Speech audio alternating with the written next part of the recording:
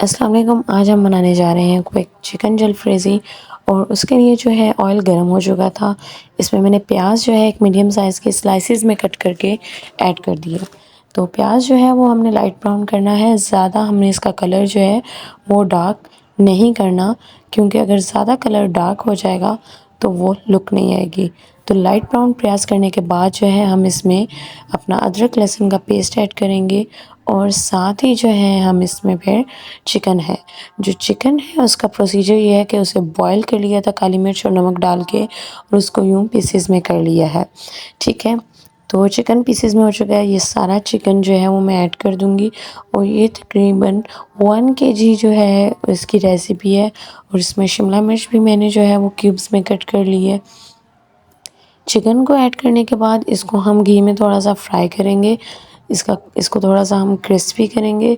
अच्छे से आपने इसको फ्राई करना है ताकि इसमें जो चिकन में एक जो हल्की सी स्मेल होती है, एक तो वो ख़त्म हो जाए और साथ में इसका जो कलर है वो भी अच्छा हो जाए।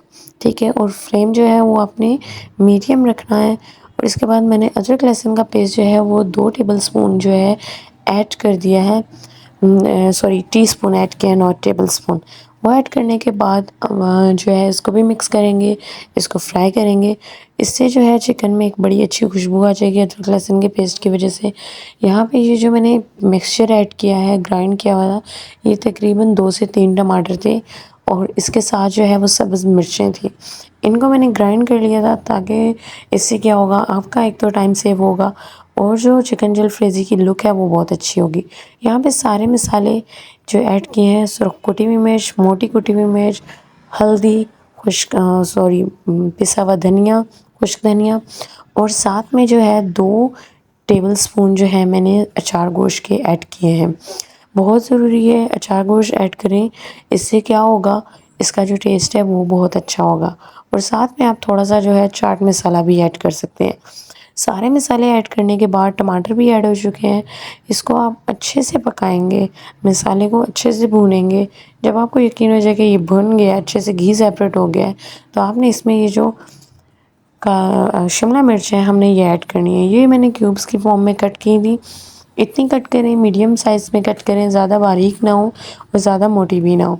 ठीक है, दरमियाने साइज़ में कट करेंगी और इसको मिक्स करेंगे। इसको हमने बहुत ज़्यादा पकाना नहीं है, क्योंकि शिमला मिर्च जो है वो खड़ी-खड़ी उसकी लुक जो है वो ज़्यादा अच्छी लगती है। यहाँ पे मैंने थोड़ा-सा जो है इसमें गरम मसाला ऐड कर दिया है। गरम मसाले से क्या होगा, इसका टेस्ट जो है वो थोड़ा-सा एनहांस हो जाएगा।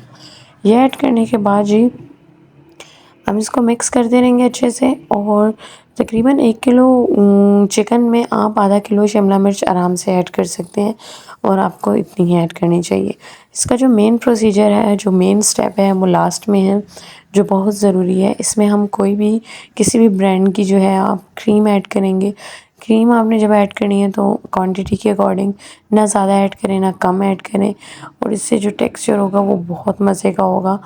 और यहाँ पे देखिएगा, आपने एक बात का ध्यान रखना है कि क्रीम को जो है वो ज़्यादा कुक नहीं करना।